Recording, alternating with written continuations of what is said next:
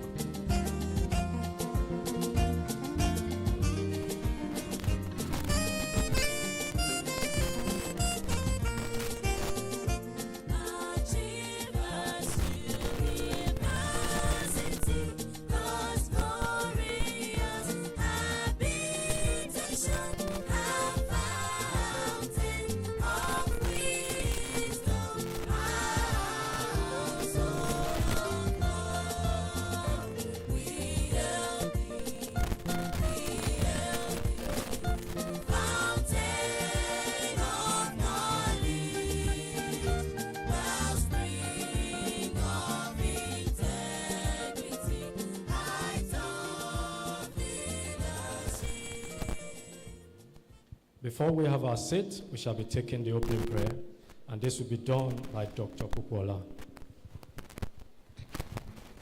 Let us close our hearts for prayers. Ancients of days, we appreciate you for this morning. Thank you for the gift of life. Thank you for the success we recorded yesterday in this third Biennial Conference. Thank you for the success we are going to record today. Father, be exalted in the mighty name of Jesus. Father, we commit today's program into your care. Father, take absolute control in the name of Jesus. Let us have positive feedbacks in the name of Jesus. Thank you, Jesus, for answer prayers. In Jesus' wonderful name we pray. Thank you very much. We also know you can have your seat. But while sitting down this morning, you know, one of the objectives of a conference is networking. Just extend a hand to the person sitting beside you. Say, you are welcome to the second day of this conference. And you are doing that on behalf of the organizers and, of course, the management of Achievers University. Once again, you are welcome. This morning, it is my privilege to welcome to our midst this morning, on this second day of this conference, the Deputy Vice Chancellor of Achievers University, Professor Oyesoji Adamu. A round of applause to welcome him. You're welcome, sir. It is my privilege to welcome to this place our speaker for today, our lecturer for today, Professor Benjamin Aribisala. You're welcome, sir. We are grateful. Also, it is my privilege this morning to welcome the bossa of this great university, Mrs. Ayodeji. A round of applause to welcome her to our midst. It is my privilege to welcome the provost of the College of Medicine, Professor Fatukasi. You're welcome, sir.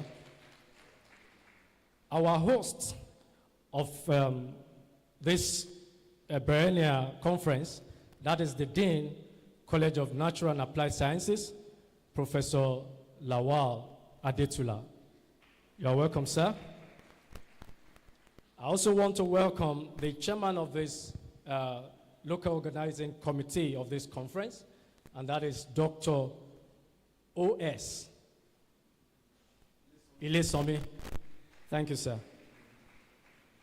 It is my privilege also to welcome every member of faculty, the professors, the HODs, directors that are in here this morning of this college, and of course, all participants of this conference. You are all welcome. And of course, our great students of Achievers University. Let's put our hands together for ourselves. You are welcome. I'll be inviting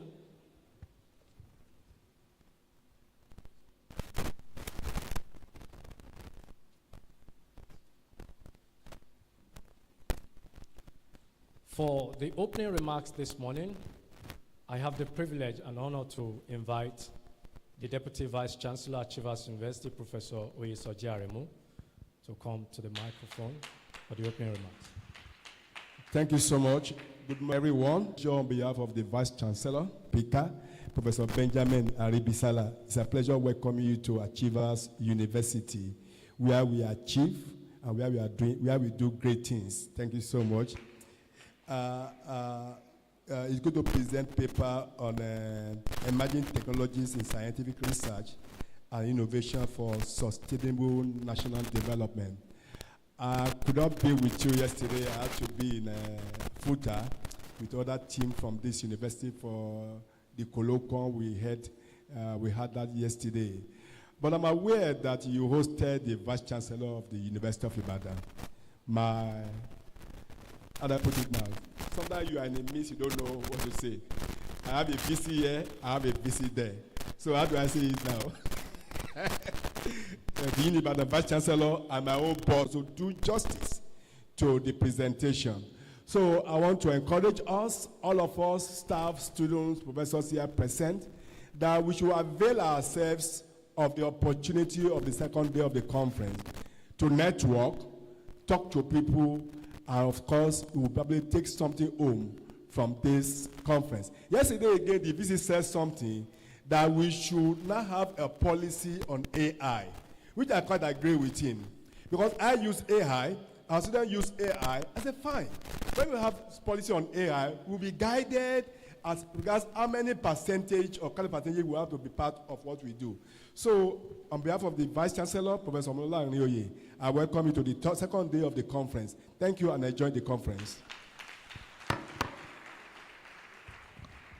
Thank you so much, the Deputy Vice Chancellor, for that warm remarks. We have come to that point why we are gathered here this morning, and it is my privilege to welcome Dr. Odun Ayore to read the citation of Professor Benjamin Aribisala.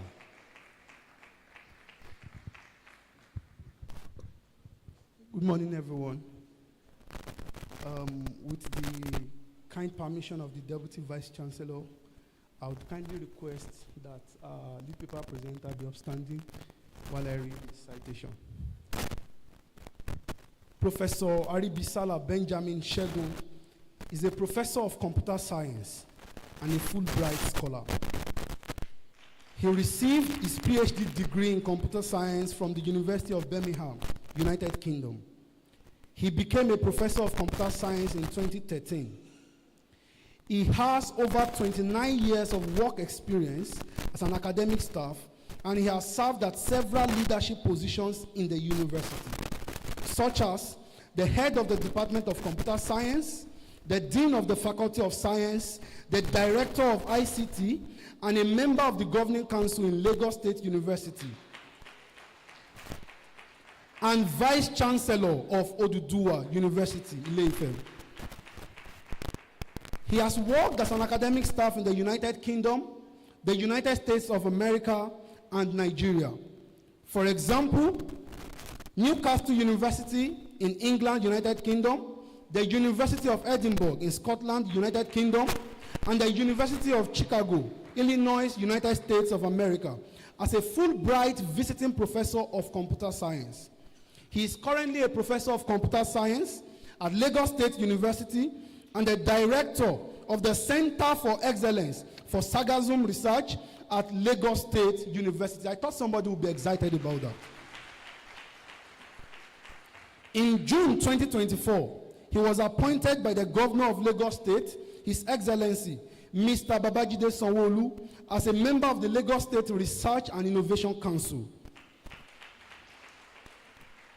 His research interest cuts across data science, medical image analysis, machine learning, deep learning, and artificial intelligence.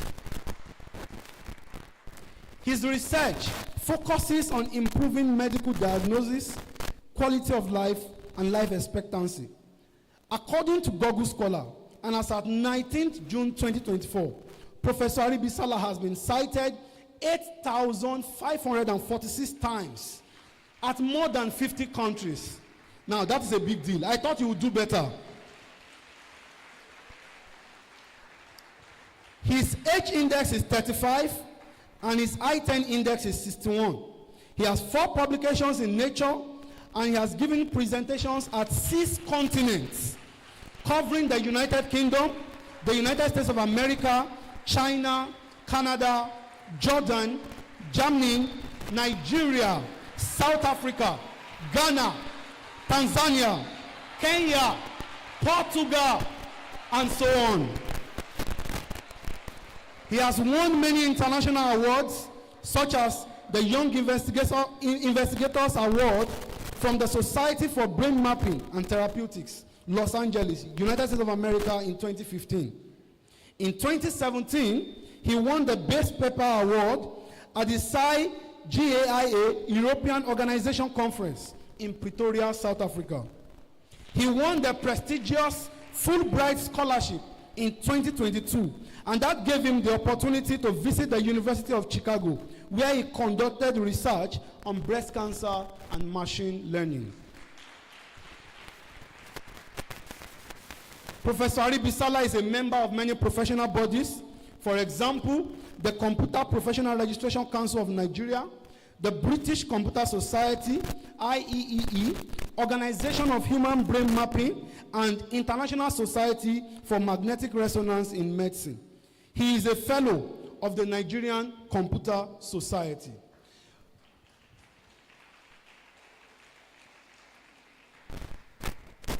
With somebody with such a dynamic and vast range of experience, it is my delight to give a heartfelt welcome to our lead paper presenter, Professor Aribisala Benjamin Shego. Thank you very much.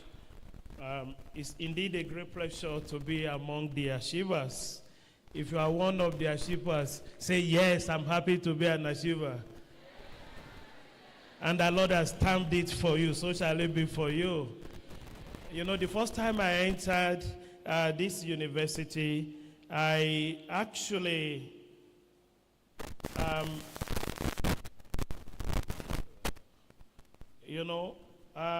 I was, just one second.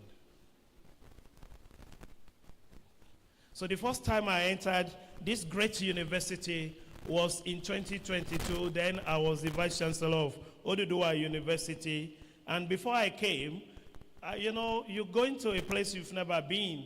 So a lot of things were happening or thinking that I was saying, oh, how would the university be? I was attending the convocation of this great university in 2022. And I was wowed when I entered this university. And I could see even between that time and now, things are improving. So this is a great thing. You have such a beautiful environment and you should be proud of it. You know, somebody said it's not the number of teeth that you have that matters, but how many of them can cut that meat. So, which means it's not the population, even though I know this is not a small university by all standard, but the uniqueness in this university in achieving success is what deserves a round of applause. I want to start by recognizing.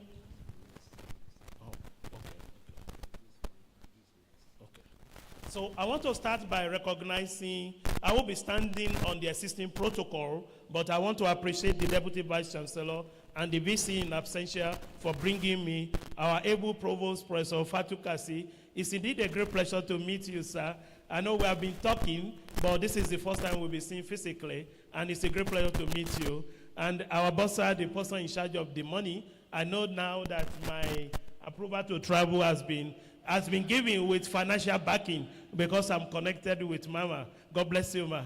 Yes, and our Dean, God bless you, sir. Daddy is a great mathematician. I was just whispering to him when I paid a courtesy visit just about half an hour ago. I said, we have met before. And he said, really? I said, yes. Alas, we met where we were serving the nation, doing accreditation exercise on behalf of NUC at Mina. And he was the leader of the team. And you see the way he handled, the way he managed that particular visit is so unique. Sir, I'm so happy to be connected with you, sir. Now, okay. Oops. Okay, so on me this morning is very simple, but I forgot to mention that I appreciate the organizing committee of this great conference. You know, it's a lot of work to put things together. I want to recognize you, and I appreciate Dr. Ezekiel, you know, for beckoning to me to come and do this presentation. Yeah. So the topic before me this morning is emerging technologies in scientific research and innovations. You know, emerging technologies in scientific research and innovations for sustainable national development. You know, and to do this, I've got this overview of the presentation. I appreciate the person who read my profile. A lot of work has been done already, and I sincerely am humbled, you know, for reading that. But I will just flip through to give a short biography of myself, and then I will want to tease out the nexus between technology, research, innovation, and national development. Each of these keywords are very important. And in science, we pay attention to the meanings of every word that we use. And so after that, I will go to emerging technologies, and so we're going to just look at some definitions and some understandings about emerging technologies. And after that, I will just give us some of my papers, maybe about 5 of them, and we'll see how it goes so that we can see the way I've been privileged to contribute to knowledge. Now, as I said, we have been told, that I have been privileged to work in 3 continents of the world, UK and USA and in Nigeria. I'm a proud Nigerian, and I always say it anywhere I go, that the best set of brains you can see in the world are Nigerians. If you agree with that, just jam those hands together.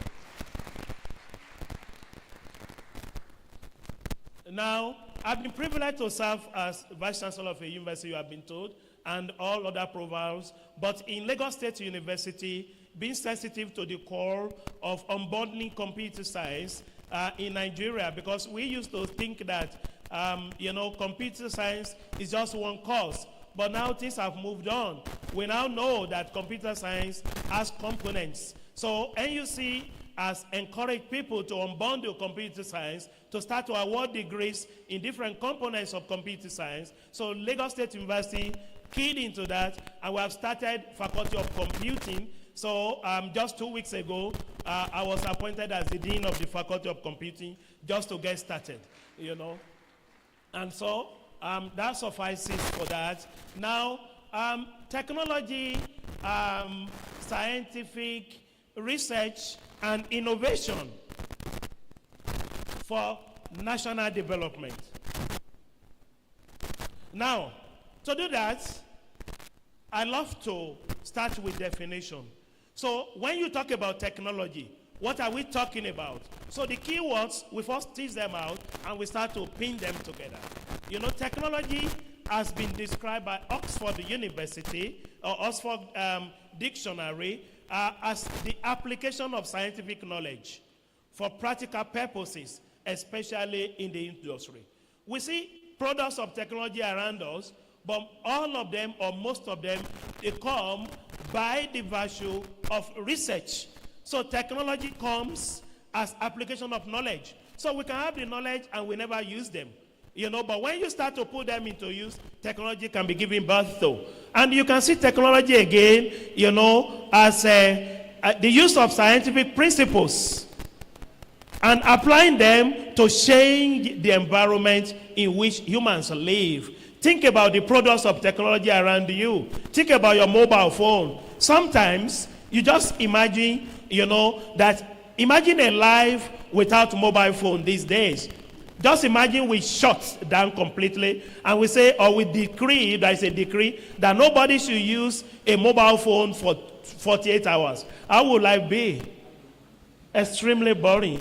You know, it will be as if life has ended. But that's one of the products of technology, and we're going to talk a lot about this. So I said it's the use of scientific principles to apply, you know, and applies them to change the environment. So not changing the environment alone, but to make man gets better in whatever we do, you know. So there are different types of technology, and I will just drive, you know, just looking at some of them.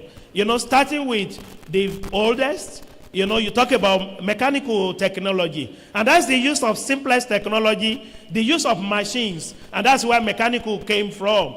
We use machines. Imagine a cantilever.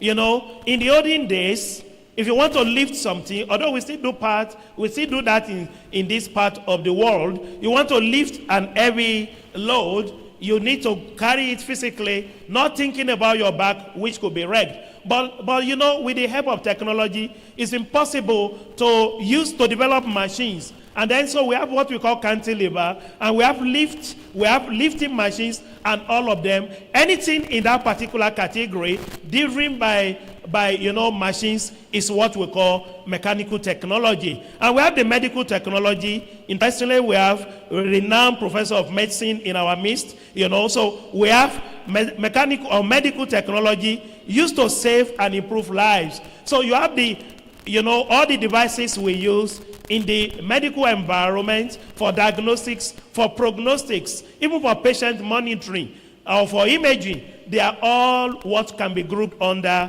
medical technology. We are still talking about technology. So we have communication technology. Communication has always been, even before technology came, you know, but people had always communicated. You agree with me? People had to, you know, there was a time that bells were used, you know, to announce to people that there was going to be a meeting, and then technology moved on, mobile phones. Is it not amazing that as we are here now, having this great conference, people are watching and listening to us in the US? That's one of the, you know, outputs of technology in the context of communication technology. You know, we can transmit and receive easily. You are taking your picture right now, you are sending it to the US, and somebody is seeing you real life. Amazing. We have electronic technology. Without touch, no TV, no radio, everything about electronic. And then you talk about industrial and manufacturing, you know, technology. That helps to have faster and efficient production. E.g. automation, CAD, you know, computer-aided design, and robots. You know, I was privileged to visit Milton Keynes, where they manufacture, in the UK, where they manufacture engines, car engines. And over the night, you just see that the robot was working. Imagine how engines were made. You know, it starts with a carcass. You know, you have a frame. And then the metal will be poured in a liquid form to that frame. You know that engines are iron. You know, so that means that, you know, the iron must be melted to a particular degree. And the robot can dish it out. How can anybody do that? Can you stand beside 600 degrees centigrade hot metal is impossible. With technology, that could be done. And my field, information technology, we think about data at all times. We think about storing them and about, retrieving them. So it's always important to store information. It's always important to take informed decision. And I'll be talking to us a little bit about that. Without data, we can't be where we are in the world in terms of technological advancement. Now that we have talked about technology, I want to talk about research. What is research? What actually, or how will you describe research? I look at the dictionary definition and I tell you my own definition from experience. So when you talk about research, the dictionary describes research as combination of two words, re and search. Re is a French word which means intense or closely. Intense or closely.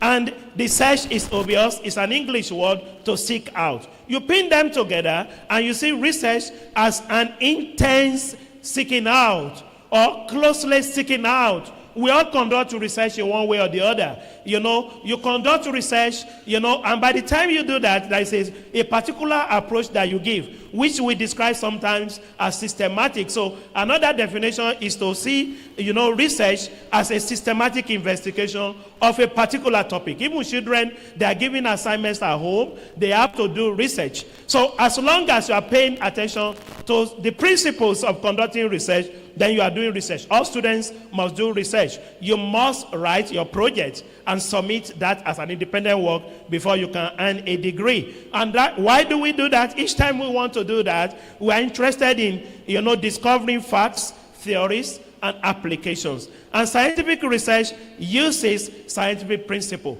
The research could cut across fields, but in scientific environments, we have principles. I see research in my own view as, creating a bundle of, and to create a bundle of knowledge, I try to use that to see this as constructing a house. You want to build a house, and to build that house, mind you, this house is a house that we're not going to ever complete. We'll never finish building that house. That's what I say as a bundle of knowledge. To build that house or to conduct research, you need to go to that house and see a gap where a block is missing, a cement is missing, or small thing is missing. So in the area of research, identify that gap, go and manufacture your own brick or your own block or anything, come and pin it to that gap, and we say you have contributed to knowledge. Another person will come and look at another gap. That's the way I see research. So every time it's contributing to knowledge,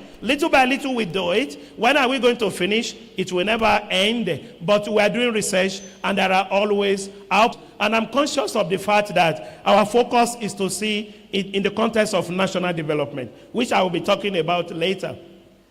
Why do we conduct research? Because of researchers in the house. It's good you understand that we conduct research, to discover or establish facts, inventions, innovation, applications. We want to understand both old or existing and new concepts. You want to know, how does this happen?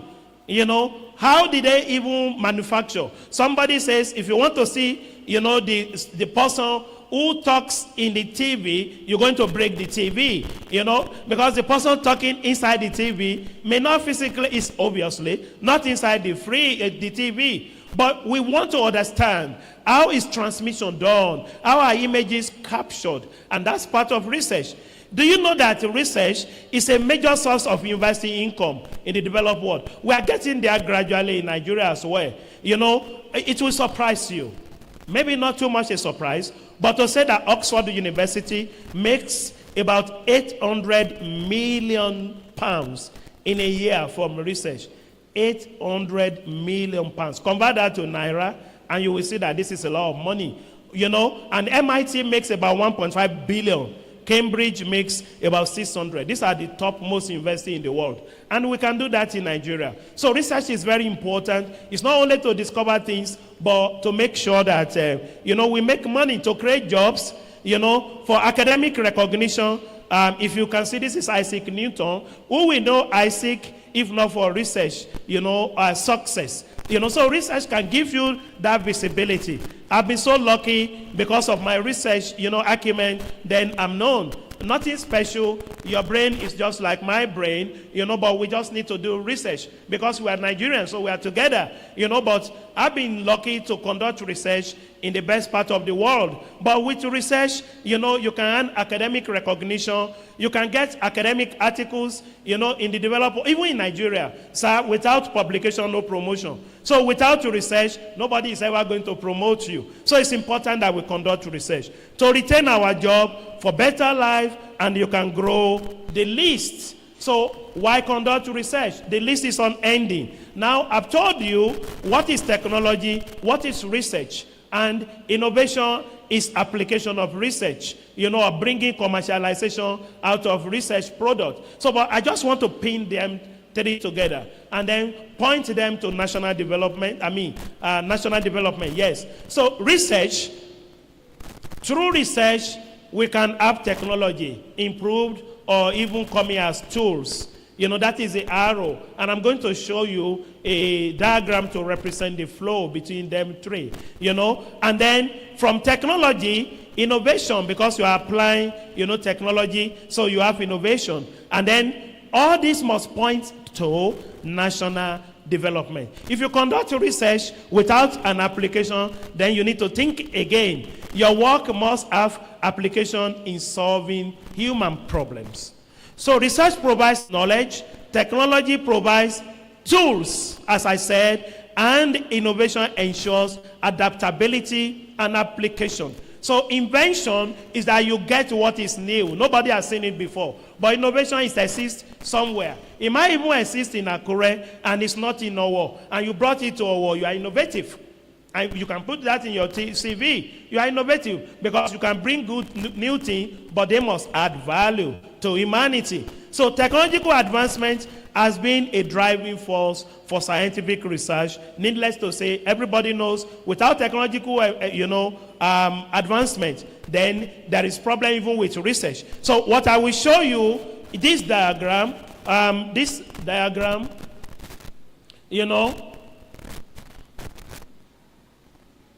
okay, that diagram shows the, connections or relationship between all the four of them. So I describe research as the foundation through which technology is giving birth to. And technology is an enabler of the output of research, and so that we can convert them to innovation. And from innovation now, the development can happen as a nation. The country can become a better place. But you know what? It's a circle. It goes, and you see every arrow that I put there has two sides. So, because when you are doing well in terms of innovation, then research can be improved. Without electricity, then we can't do research. Without the facility, we can't do the research. But we need, we need the research to get the facility. So they are all interrelated. So research, you discover knowledge. Through technology, we change knowledge to tools. And through innovation, we have to solve problems. Now, there are some national problems, and none of this is new to you. If I ask you to grow the list, you will go to the next page and even the next page, and you are still writing. But these are the most common that nobody can contest. We have problem with economy, true or false? True. Life, we think, is very difficult. Electricity is a problem. It's a lot of investment, and I must appreciate the university, for making electricity available. It costs a lot of money. It must come with a purposeful heart, that the chancellor believes that we must build capacity. The accommodation of the university where we were, and there was electricity throughout, and through solar. So that means we are doing something right. I think we should clap for Ashivas University.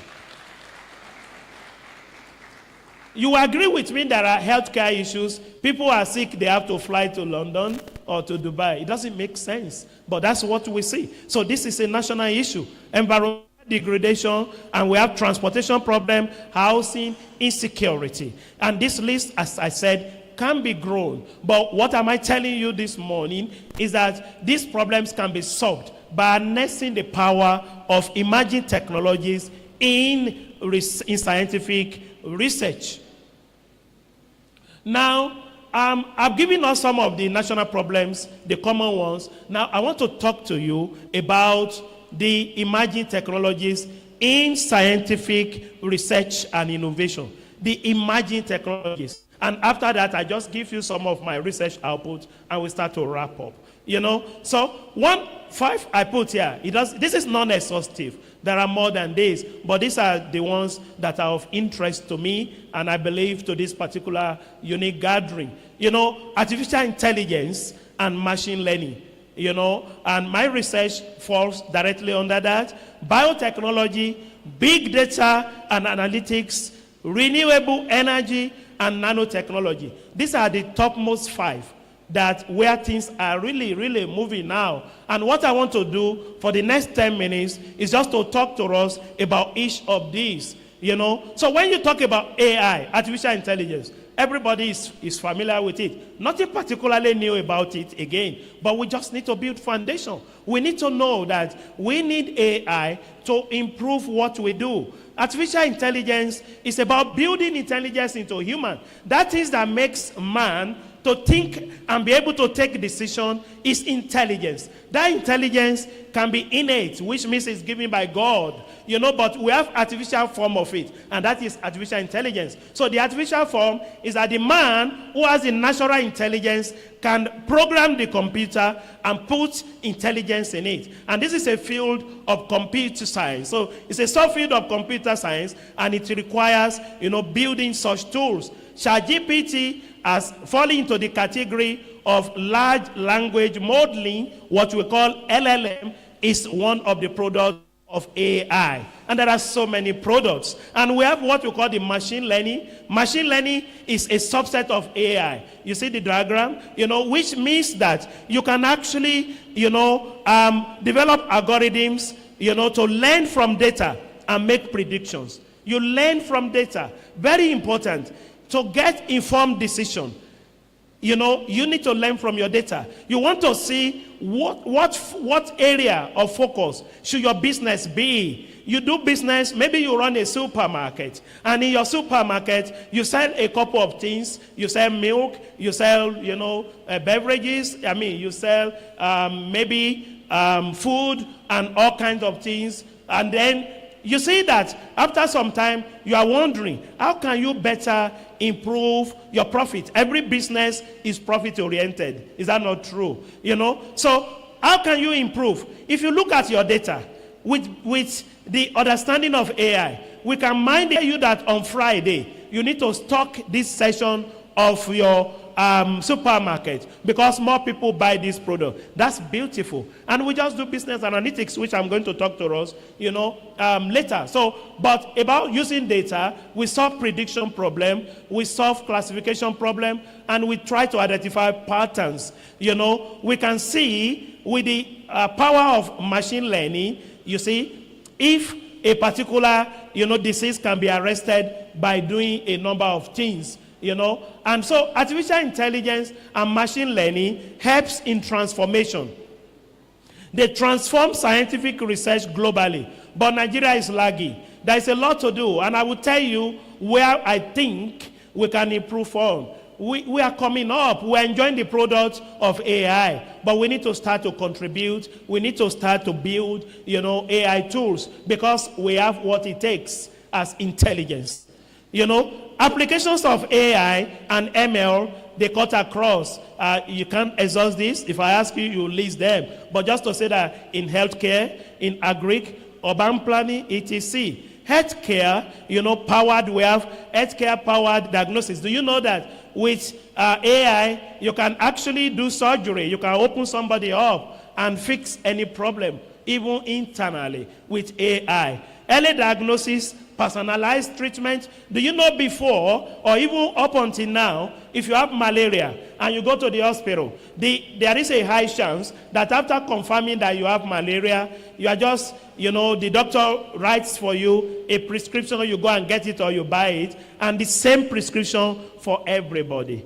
But there is what you call personalized medicine that says no, everybody is not the same. The condition of somebody who is an adult is different from that who is a child. Do you know the pregnant person who has malaria should not be treated like somebody who is an adult of age 40? So that is in the field of personalized medicine, and we use machine learning in developing such tools. And then we have tracking disease outbreak. We do modeling. Can reduce the burden of disease such as malaria. I mentioned that. Do you know that a clinical trial, anytime you want to manufacture, vaccines, if you go to memory lane or you read, it takes several years. But when COVID-19 came, it didn't last a year, and the vaccine was manufactured through the power of AI, machine learning, and intentional ability of humans.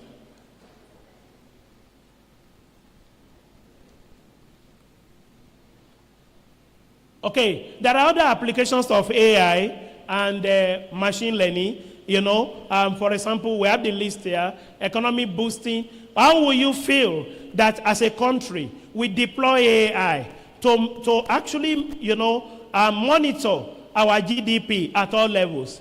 We want to know what each state is producing, what each town is producing, so we know what we are contributing to the national, treasury.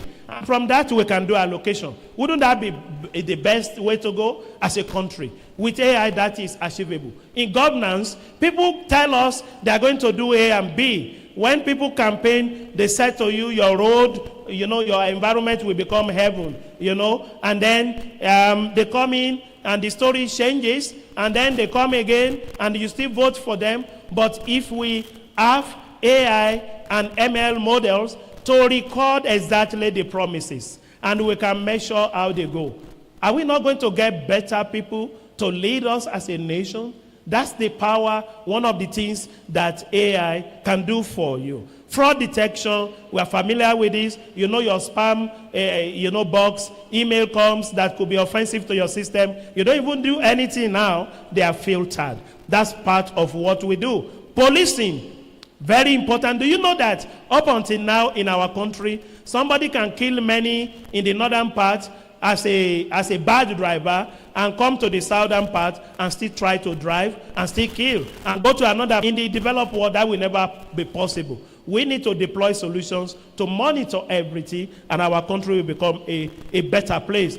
Traffic offense, CCTV, urban planning, smart city, we should be able to control what happens in a particular city. Oil, that's our major treasure.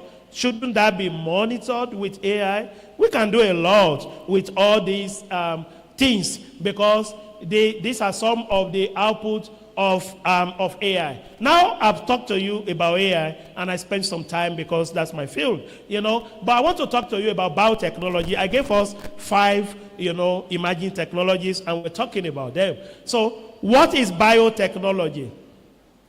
It's a branch of science in which living things are used to make new products. So biotechnology allows us to make new products, by looking at organisms, microorganisms. And so food can actually be made, bread, drinks, and even medicine, can be made using biotechnology. This is one area that the country Nigeria has to improve on. Biotechnology applications, some of them healthcare, agriculture, industrial biotechnology, vaccine I mentioned, and genomic sequencing. People now understand that some of the sicknesses or diseases that we have can be traced to your great-great-grandfather. And so with gene analysis, that can be done. That's one of the power of science. Do you know that people in the US now, black Americans, they now are able to trace, their families to Africa, because all black Americans they are Americans, but they were Africans originally before they moved to, to the US. So they are now tracing through this power of genomic sequencing. Now, we quickly want to talk about renewable energy, which is a serious problem in our country. Do you know that as a country, we still depend on natural gas, on petroleum, and on coal, and these are not renewable. As you use them, that's it, they are gone. But we need to wake up to the realization that renewable energy is the way to go. And that is why I want to congratulate, Ashibas University again about the, key into renewable energy, because that will reduce pollution, and that is a sustainable way to go. Still talking about renewable energy, I was, chatting with, this is renewable energy. We know that, is obtained from natural sources that are constantly being replenished. Like you tax wind or you tax, the sun. The sun is natural for us. It's sometimes, if you think deep, you wonder why we don't have 100% electricity. Why is it that, there is zero downtime for 20 years in the UK, where there is no sun more than 2 months, and then where we have sun in our country round the year, and we never can boast of 24 hours electricity supply. We need to do something about this. We need to key into solar, we need to key into wind, hydroelectric, and the likes. Now, renewable energy, yes, I've exhausted this. Now, I want to talk about big data. Big data is a collection of data from various sources, often characterized by what we call the 6 V's.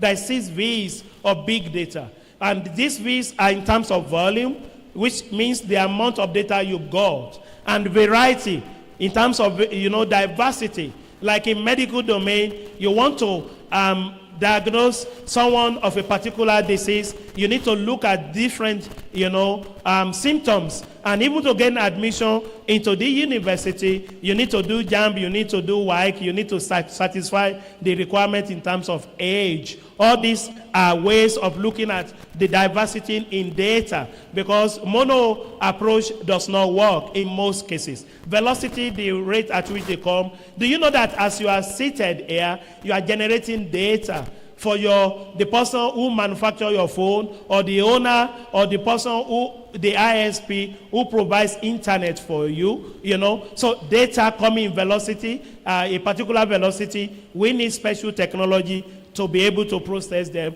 to making an informed decision. Veracity, quality, value addition, and, variability, And so big data helps us to take informed decision. Yes, I gave us an example already. We need to take informed decision across all sectors. You want to know, where should we focus on as a country? Where should the university focus on? Which course will bring the most, revenue? Or what area should we focus on? With the help of big data, you can tease that out. Resource allocation and monitoring, development outcomes, performance measures. I grew in understanding in the UK that everybody must do what we call personal review development. Everybody in the UK, you as a student, as a staff, even as a president, somebody will sit with you once in a year to say, what did you achieve last year? What are you going to achieve next year? Everybody sets goals, and this could be done by data. So with that data, we can know that you need to improve on something, and there are skills that you need to focus on, and we need to take informed decision. In the UK, at some point, there was a need, typically, people who died before things started to improve, at certain age. We can always calculate what we call mortality or the life expectancy. And in the UK at some point, it seems because quality of life improved. So people were thinking, when you are working, you are paying certain money for your insurance. And that helps you to get pension. So at certain point, in the developed world, people were living longer.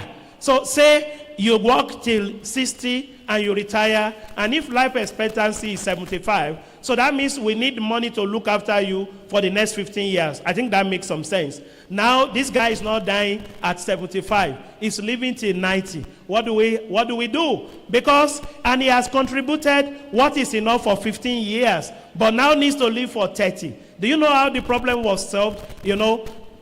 Business analytics, were engaged, a lot of experiments, and calculation was done to make sure that, retirement age was increased from 60 to 70. And that's what happened. That's one of the powers of business and big data analytics.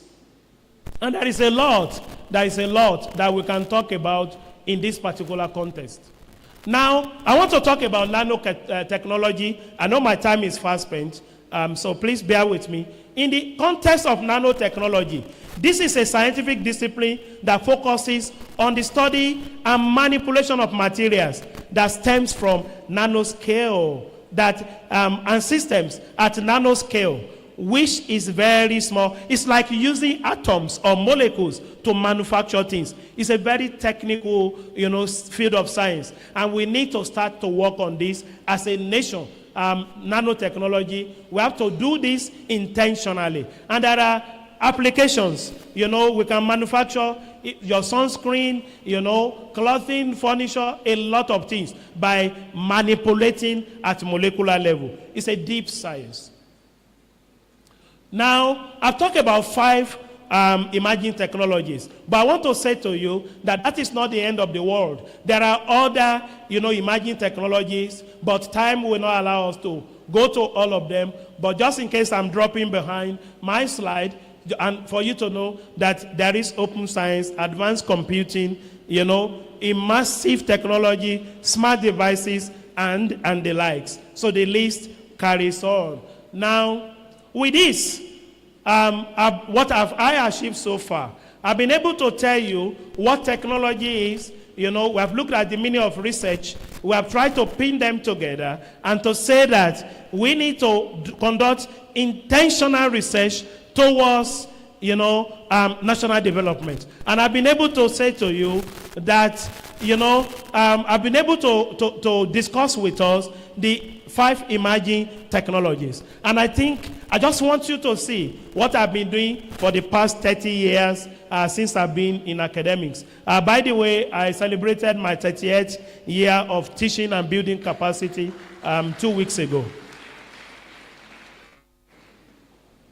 So, my background, I started my life as a mathematician with BSc mathematics. Then I went to computer science. And then so I combine, what I do in terms of research is to combine my mathematics knowledge with my computational skill and image analysis to conduct medical research. That is a summary of what I do. And my research always points to improved quality of life and longevity. Everything I do in terms of research is pointing to how can you live better and how can you live till old age, So I've been privileged to conduct research. My main focus is on human brain. So I published about 60% of my publications, they came from human brains, but I've worked in other anatomy, in liver and breast, and the likes. And I've worked on a number of clinical conditions like diabetes. My most cited paper was published on diabetes mellitus, diabetes type 2.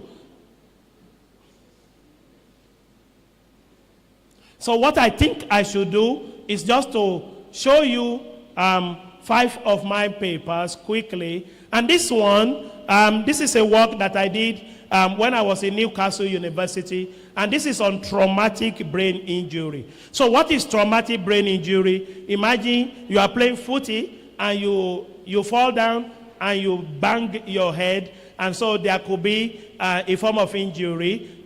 Somebody can fall from a tall building and there is a problem with the brain. Immediately, you may not know that anything has happened, but there could be degenerative effects. And so in Newcastle, we were interested in using the power of AI to understand how we can detect traumatic brain injury at early stage. And so typically, people use a mono approach whereby you use one parameter. So my interest in Newcastle was to look at several parameters and see if I could build a machine learning model for detecting traumatic brain injury. You can see that diagram, two good heads, by the way, are supposed to be better than one if there are two good heads, not two heads. Two heads may not be as good as one, but two good ones, yes. So in this particular study, what did we do? We acquired, brain MRI images from the participants, and then brain MRI, I will try not to go into technical details, but brain MRI can be classified into quantitative and qualitative. So, but we were interested in both of them, and our focus was to be able to see how we can combine all this. This is what we call T1 weighted mean diffusivity, quantitative T1 and quantitative T2. This is relativometry. So both of them are quantitative. In fact, all these three are quantitative imaging. And so the benefit of that is that they can detect, damages before manifestation, even before symptoms are known. So we set out after brain image acquisition.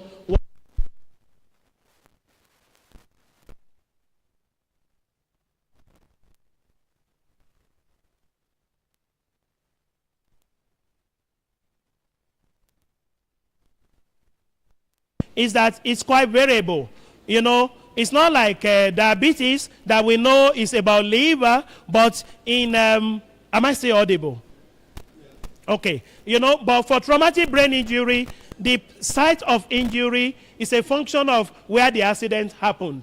So to develop models to actually detect changes is not that easy. So what we had to do from computational side is to develop a way to parcellate human brain to different chunks. So I developed this model to divide human brain into 48 sites. And so that was used in the model that I built. Now, after the division, we then had to look at, how to submit the features that were extracted from them, from each of the individuals, and then we were able to develop, a machine learning model based on what we call support vector machine. I just wish I was able to show you one of the participants in that particular study was a 25-year-old male who was a tree surgeon. What was he doing? He was cutting the arm of a tree. He had the helmet on, but climbed the tree to trim it. But as he was cutting, unfortunately, one arm of the tree fell and touched his frontal lobe. And so he developed what we call, frontal lobe extradural hematoma, which simply means bleeding in the frontal part of the brain. So he was brought to Newcastle University. We enlisted him into the study, and he was one of the cohorts we looked at. So, but in summary, what did we do in that particular study? We were able to demonstrate that multi-parametric approach is better than a uni-parametric approach. That was it. But we used machine learning, and AI to do that. And that's the point I wanted to drive home. So I've done some work on physical activity and brain health and physical activity. So we have gone beyond this. Oh, I said I was going to show you that 25-year-old young man. So this is the man, and this part, that's where the site was. How was our system, smart? We removed that bit that appears to be damaged. So we went into analyzing that. Because if you analyze that, then it's obvious that there is a change between this and the rest of the brain. But we removed that and we analyzed the rest. And we were still able to see that this part, this is what we call the frontal lobe. But by this study, we observed that there was a shear force, because of the impact. So that affected not only this frontal, but the occipital lobe, the adjacent side. And that's brilliant. We were so excited to see, changes that happen there affected this. Not even this, not even that. And that could be done only by the power of AI. Now, I was going to show you my work. I thought I should just show you 2 more because of time. And I know you may, how am I doing on time management? About wrapping up now. Okay, so this is, I showed you one of my products from, Newcastle University. This I conducted in the University of Edinburgh. And what did we do?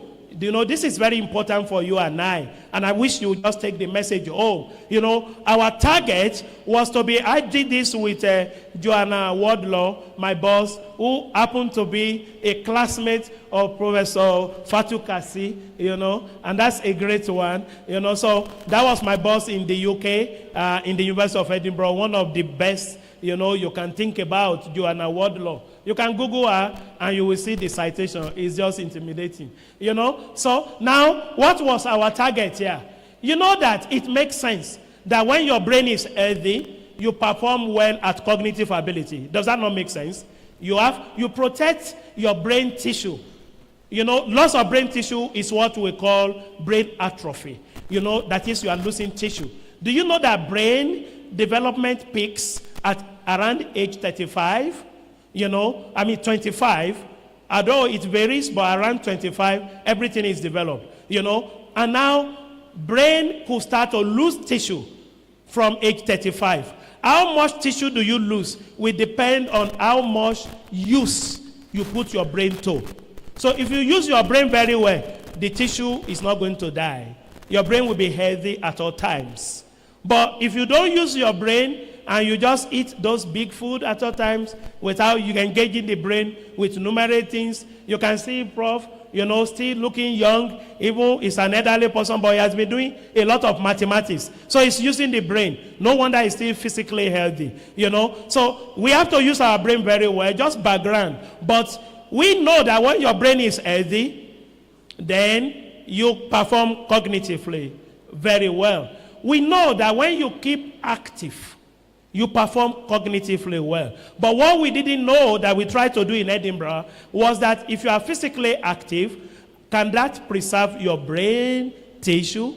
That was very good. This was published, and I just go to the results so that I don't bore you with all these jargons. There are lots of stuff there, we measured, I just need to mention here, please, that we measured physical activities by gating, that is, how long does it take you to walk 6 meters, grip strength, and the functionality of your lung. So we combine them 3 together to measure physical activity. And we assess people of their brain health. And so we look at atrophy, and then we were able to do this. Oh, sorry, I missed that. So what did we find out? You see, this is just to summarize that those who were physically active, they protect and preserve their brain better. So what does that tell you? Make sure you walk. Make sure you are physically active. Make sure 30 minutes is recommended. And that walk does not mean that you have to start from here and walk to Akure. No, walking even at home is good. It counts. But make sure that you are walking and make sure you are physically active. You can do exercise, rigorous one if your body can let you, but just ordinary exercise will suffice to keep you healthy and to help you to live a long life. Now, I'm going to skip blood pressure because of time. I did this work on blood, but I'm just going to go to, sleep. This is very interesting, but I will skip that because of time. And I will just go to, that's hippocampus. But I will go to breast cancer. I want to show you something there. That's my latest work. Okay. Yes. So I'm rounding up now. Okay. So breast cancer and machine learning. This is the work, one of my latest work that I did with University of Chicago. I've been told that I have 5 minutes. So, but what was I going to tell you here? I'll show you some data.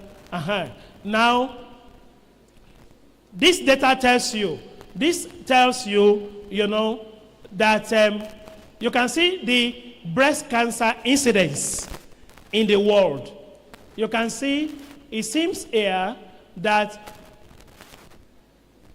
it seems as if breast cancer is more prevalent in the developed world than the developing world. If you look at that map, you can see the developed world is at the peak and incidence is on the x-axis. So does it mean that breast cancer is more prevalent? But I show you something. This is data, power of data. Now, this is a very interesting data. I want you to pay attention to this detail. This is mortality, which means the number of people that will die due to breast cancer. Look at this incidence. You know, those people that are reported to have breast cancer. Now, we're talking about power of data and artificial intelligence. Now, if this is clear enough, you can see the black here is for black people, the red is for white people. So incidence here is higher in white than black, but death is higher in black than white. When you think about that, it's not adding up, because if more people have a problem, then more people should die from that. But do you know the problem is, if you have time to read through this, the problem is many people are not diagnosed of breast cancer. Many are unreported. Many people will go to herbalists because they see one thing or the other, and this is never reported. Incidence should be more in black than white. This is what, using data analytics, we can bring out. You know, so but in this study, that's just a simple one. In this study, what did we do? We compared different machine learning techniques to see how they could help us to detect breast cancer at early stage. And what did we find? We found that artificial neural network, you know, does a better job. That's just the summary, or does the best job. Now, since I have 3 minutes, I think I should just no, we skip this. Recommendation. Yes, this is important that I give us some recommendation. What do I think we need to do as a country? You know, technology adoption must be policy to improve technology, adoption. Youth to be encouraged on STEM education. Research must be improved. Digital literacy. Gone are the days when literacy was ability to read or write. Nobody think about reading or writing. If you cannot use that mobile device, you cannot use your computer, you are an illiterate. As simple as that. So everybody must upscale. Do we agree with me? You know, so we need internet facility. In fact, I argue that internet should be free for all students and for all staff in a university. The country can do it. We need to improve funding. You know, people will say, okay, you know, the government pumps money to only public university. Public university is as good as private university. So everybody must benefit from the funding so that together we can solve national problems. And I want to say, as number 10 here, and I'm not going to read everything because of time, universities to reward hard work. If you work hard, there should be motivational way. There should be reward. Because when you work hard and you are actually rewarded, you work more, you work better. And those who are not working better, then they will be motivated. So increase research in AI and the likes because of time. So this, I will skip this. You have seen this. You have seen this. So I'm just going to appreciate the university for bringing me to present this. And I want to appreciate my colleagues in the University of Chicago. I've been privileged to visit, Professor Fumi Olopade, who owns a lab. And she is a Nigerian who has been in Chicago for more than 40 years. And she's doing a marvelous job. You know, I want to appreciate my colleagues in the University of Edinburgh, and I want to appreciate my colleagues in Newcastle University. And I want to sincerely appreciate the university for giving me the platform to share my knowledge, and you, the audience, for listening to my talk. Thank you, and God bless you.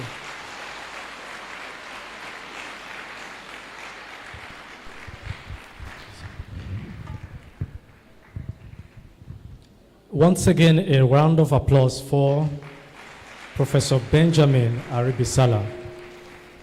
You agree with me that this has been a major contribution to the overarching theme or the focus or agenda of this conference. And of course, it has also demonstrated or exemplified, the multidisciplinary nature of or scholarship this morning. And we want to appreciate you, sir, for all this. And of course, it has awakened our consciousness to a lot of problems, a lot of challenges that we have around us that we still need to tackle. And I pray that Nigeria will continue to move forward in Jesus' name. Its microphone will be open for contributions, for questions, and remarks. So if we have questions, our professor is still here. So please come forward, bring your questions. Please come forward, let us come forward. To make it snappy, we've spent quite some time. Please come forward. Good morning. Starting on the existing protocol, good morning, my professor. You have done a very wonderful job. I'm impressed by the lecture. I look at most of your presentation this morning, the paper, the work you did, and I look at the feasibility of this work in Nigeria. A lot of we young researchers, scientists, there are a lot of problems that we encounter, even when we have the interest to do research. One, problem of instrumentation. Somebody was telling me about somebody overseas that has a private lab where there is no electricity disruption. And some of these things does not make our projects go well. Maybe you might be working and just like during the presentation, the light went off, but instantly it came back. But most of the time, when the light goes, we now wait hours before the light comes back. And we also have problem of having access to good journals. Most of the time, those of these journals, you have to access them through the universities. And when we see work like this, it's very hard for us to get access to and make our work perfect. What can we really do about some of this problem in Nigeria? Thank you very much, sir. Thank you very much. Thank you very much, Prof, for that beautiful presentation. The question I have is on the AI. I believe that everything about AI is data-driven. And we have talked about several ways by which data are being accumulated in this nation. I want to ask, do we have a place of government domesticating this data in this nation? So that even if we want to make research, we can have a way of linking up and get some of this data to work on. That's the first one. The second question is, what is the place of the energy consumption when we are processing this data? Now, if we are also working towards sustaining, the condition of the weather, making the nation green, and we know that anytime we are working on data, there's no way there won't be generation of power or energy out from the system, which is still going to be affecting the surroundings. What is the yardstick or what is the measure of reducing this energy consumption by the system that we are using in processing this data so that we can still sustain our world? Then the third question is on the storage of this data. What are the tools that you can recommend to researchers to save some of this data so that we can make use of it for research? Very much. Is that all we have for the professor? Please come forward.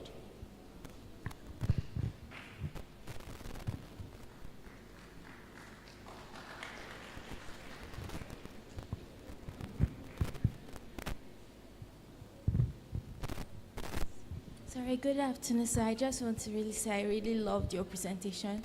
And for someone who dreams of being a researcher in biotechnology and nanotechnology for cosmetics, how would you advise me to start?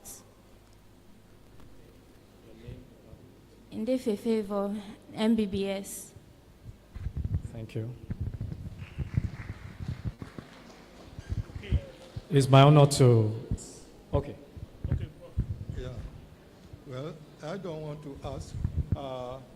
You have done a very thorough job. We thank you. Thank you very much. This calculator, that is the simplest form. When you take your mobile search, some times ago, or many years ago, when you ask, even at primary school, ask them 7 times 9, they will tell you. But today, even at university, some of these, you are sitting down there, I call you, what is 9 times 7? You will quickly take your calculator to type it. But the question, what happened if all these apps are suddenly obliterated from the memory of human being? You know, the robot they are building, what happened if the white people who specialize in these softwares decided to clean it, erase it from the memory, and just pump everything to their robots. Therefore, you wake up one day, you put your tab, you try to tap, it won't respond. And most of the apps, even the chat GPT, some they ask you to write composition, you quickly go there and tap it and try to copy and refine it. What the development, you build more of software development in our own university so that we can stand. Are we preparing for that? How many people are ready for that? Because most of what, when you say you are an expert of this, you are an expert of this, is because you just try to pick the app and use it. Just like riding a bicycle or driving a car, and you call yourself an expert, or using all this lab. If there is any malfunctioning it or it disappear, none of us can manufacture it. The question now, I'm asking this question because if the white people try to send all black races away from this world, they can just erase, obliterate all the apps, and we have nothing to use. And if some of us, the best thing is that university must be ready now for its development of this software or learning it and know how to produce if such thing is happen. Are we ready for that? That's it. Thank you, sir. Thank you very much, sir. Okay. Your response. Okay, thank you very much, sir. These are beautiful questions. I will be starting from, government. No, the first question was on facility or instruments that we need to develop these models, and Prof wrapped up nicely on that as to our readiness. I can say that, to develop models, AI models, definitely we need electricity. It's a fact. And maybe we are thinking of the skill set or the knowledge. But do you know beyond that, we need computational resources. There is what we call HPC, high performance computing. You can check that online, HPC. Only one university in Nigeria has one. Now, how come others do not have? Without an HPC, we cannot develop ChatGPT. We can do ChatGPT in Nigeria, but we need the computational resources. So I agree with you that there are areas where the government has to focus. To buy one HPC, you need about maybe minimum $100,000. You know, and how are you going to get that? How much is your salary? You know, but we run a project that we call DATICAN. You can make note or Google it, DATICAN, DATICAN, DATICAN, DATICAN. So that project is a project that, by the grace of God, I'm the program director. We are building capacity, and we are providing computational resources to be funded by NIH in the US, you know, and they are giving us even the fund to buy an HPC so that Nigerians can use that HPC. And that will be the second in Nigeria, you know. So as part of our efforts, we have that computational resource.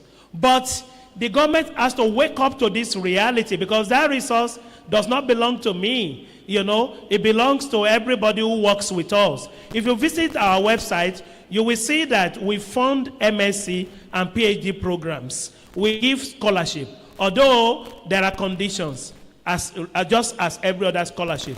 But we have people we train, you know, and so, but I agree that we need the facility. As a nation, do we have it? The answer is no. But we need the government to be purposeful. We have the money as a nation, but we need to channel these resources to what can be useful for us.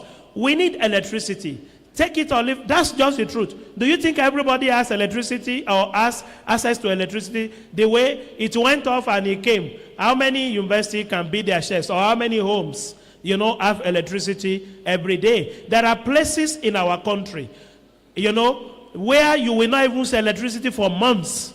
So we need to be intentional with that. If we must move with technology, you and I are on the same side of the coin. We have to do something. About journal access, through our own program, we give access to our 72 students that we are training. They have access to journals all over the world because we collaborate with University of Chicago. And so they have, you know, they are registered on University of Chicago system, so they can access. We need people to do more. We are just one team.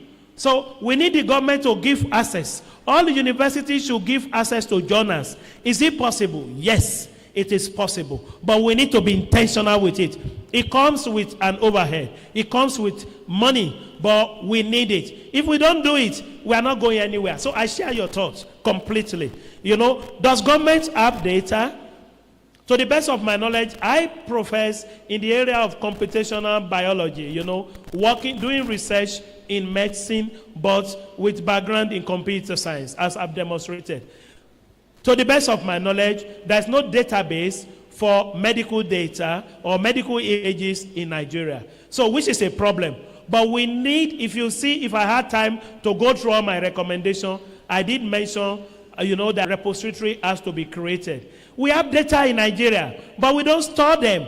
We don't curate them. We don't make them accessible to people. As part of our deliverables in DATICAN, we are creating, you know, a repository. It will be ready by the grace of God next year. We will launch it, and some of us will get to see it. But develop what have access to data. So what can you do without data? And you want to do AI? Nothing, absolutely nothing. Do you know what we do currently? When we want to develop models, this is shameful, but we go on Kaggle, we go on UCI, we download data from the US and UK, and we use our intellectual ability to build models. What are we doing? We are solving their problems. Our problems are staring at us, staring at our faces. We are staring at the problems, and the problems are never going to disappear until when you do something intentional about it. So we need to work on repository. I agree with you on reducing energy consumption on some processing. There are algorithms that can help you to manage your resources. You know, some of them are available. You know, if you are familiar with programming, that is what we call, you know, vectorization. If you use vectorization, it helps you to manage long dimension rather than do your loop. Your looping can go severally 1,000 times, and I can convert that loop to a matrix. and I will solve the same problem that takes 10 minutes. I will solve it within 20 seconds using vectorization. So there are technologies to help you manage the resources, but that is only one. Then it is possible. You can go to AWS or you go on Google Colab. There are computational resources that you can get for free, and you submit your job to them. The job is done elsewhere. You can even shut down your computer, and your job is submitted to a server outside Nigeria, and the job will be done, so you conserve energy. So you can partner with those who have sourced resources, but everybody should have access to the resources. But unfortunately, we don't. But that is my proposal, on how to manage, energy. But we have to use renewable energy. That's just the right way to go, and do some tutorials to understand what these are. You need a mentor. You need people to guide you. Mentoring